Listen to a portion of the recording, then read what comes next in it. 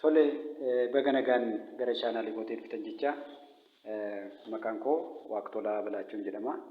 Har'aa kan fuula keessanitti argamee fi wantoota lamaa fi inni jalqabaa galateeffannaa barbaada. Lammaffaa irratti immoo gara dhumaatti yaada tokko isinii kaa'uun barbaada. Kan isin galateeffadhu hordoftoonni koo namoonni biyya keessaa fi biyya alaa kallattii adda garaatiin na bukkee dhaabachuudhaan hojiin YouTube kootii kun akka milkaa'uu fi namoota na gargaartanii isinan galateeffadha. Waaqayyo isin eebbisu galatoomaa jechuun barbaada. Namoonni na bukkee dhaabattan kunis namoota biyya keessaa fi biyya alaa hundi keessan galatoomaan jedha.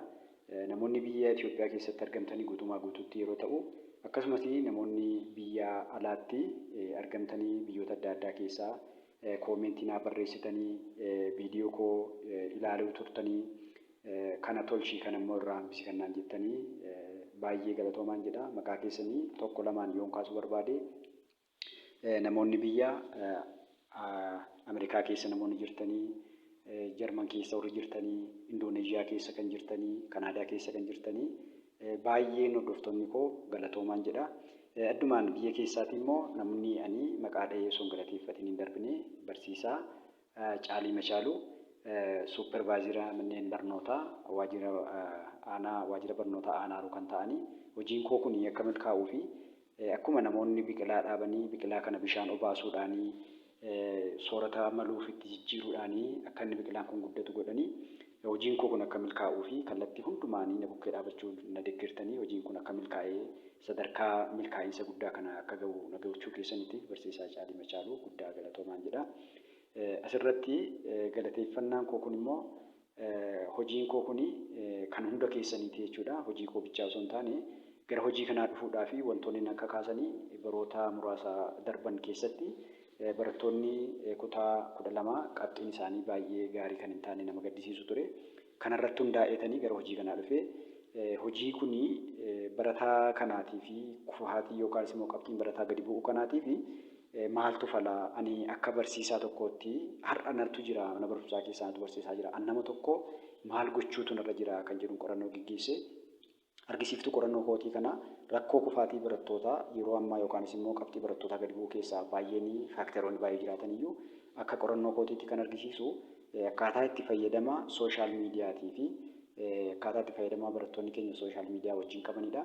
Kunis kan argisiisu akkaataa sammuuda yookaan immoo qorannoo koo keessatti barattoonni kutaa 12 hirmaachisuudhaan qorannoo gaggeessaa ture irratti barattoonni yeroo baay'ee kan isaanii irra turanii yeroo qo'annaaf malutti sa'aatii mijataatti sooshaal miidiyaa wajjin itti dhiyeenya qabu.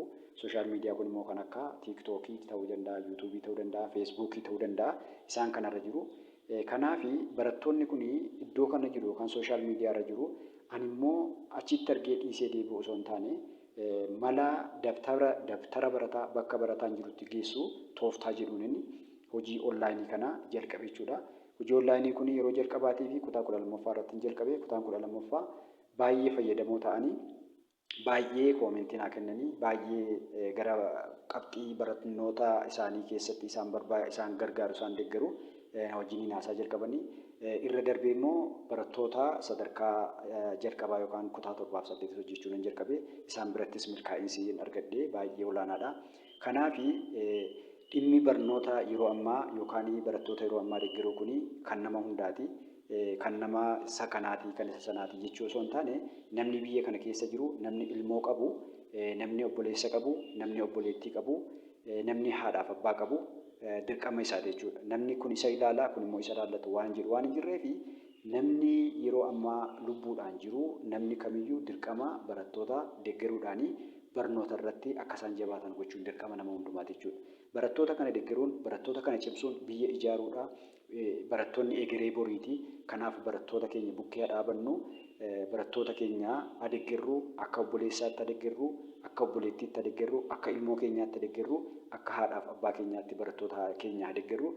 Barattoonni keenya yeroo tokko tokko isaanitti muruu osoo hin taane umuriidhaan isaanii ijoolleedha. Qaamaan yoo nama guddaa fakkaatan iyyuu bilchinaan umuriidhaan immoo amma barsiisaa amma maatii sanaa waan hin maatii barataa ofii isaanii waan hin geenyeef maatiin deeggaruu qabaa barsiisaan deeggaruu qabaanii dhaamsa ani isin qabuudha. Akkasumattis immoo gara fuula duraatti barattoonni caalmaatti hojii koo kana arguu akka danda'anii fi dhaamsanis qabu. Namoonni chaanaalii kana argitanii Waaqtolaa Tiyuubii kan jedhu, Waaqtolaan kan jedhu kapitaaliin barreeffamee jira. Tiyuubii kan jedhu kapitaaliin barreeffamee jira. Yuutuubii kana liinkii kana sheer gochuudhaan, laayik gochuudhaan barataa bira ga'ee barattoonni fayyadamuu akka danda'anii fi isinis ga'oo keessan akka baatanii akka na deeggartanii gamanumaanii dhaamsa isinii gochuu barbaada.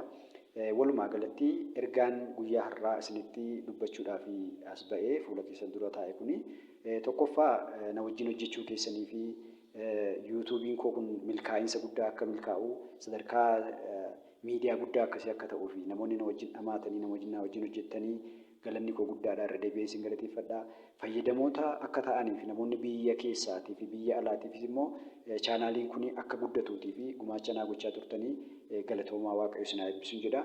Ammas gara fuula duraatti namoonni na wajjin hojjetaa turtanii fakkeenyaatii fi dookteroonni yuunivarsiitii keessaatii addumaatiin koomentii naa barreessitanii kana godhii kana immoo godhin kan jettanii ammas deeggarsa keessanii deeggarsa yaadaa nan barbaada. Caalaadhumatti ammas kanii maateriyaaliin deeggaruu barbaadanii hojiin hojjedhu kuni maateriyaaliin koo ittiin hojjedhu baay'ee qulqullinni isaa gadi bu'aa waan ta'eef aayikachii yookaanis immoo harkisuu ijaarratti muraasuma waan ta'eef maateriyaalii namoota na deeggaran nan barbaada. Akkasumas immoo yaadaan namoota na deeggaran nan barbaada. Kallattii adda garaatiin qabiyyeemaa ani irratti hojjedhu kanallee akkan caalaatti waan bu'a qabeessa yeroo ammaa barattoonni barbaadan ta'uu akka danda'uuf namni na wajjin hojjettan yoo jiraattanii ammas isiniis nan barbaada. Biyyoota keessaa taatanii biyyoota alaa warra taatanii na wajjin hojjechuu barbaadanii silkiin koo yuutuubii koo irra jira, liinkii sanarra jira. Kanaaf na waliin hojjedhaa, walii wajjin hojjennaa, barataa keenya deeggarraa booree fudhannee yookaanis immoo seexaa fudhannee yeroo ammaa si'anaa kana taatee barattoota keenya mudate akka biyyaatti immoo hunduma keenya mudate kana keessaa hin dabarraa yoo jabaanne Waaqayyo nu gargaaran jedha. Galatoomaa Waaqayyo isin haa eebbisu. Galatoomaa.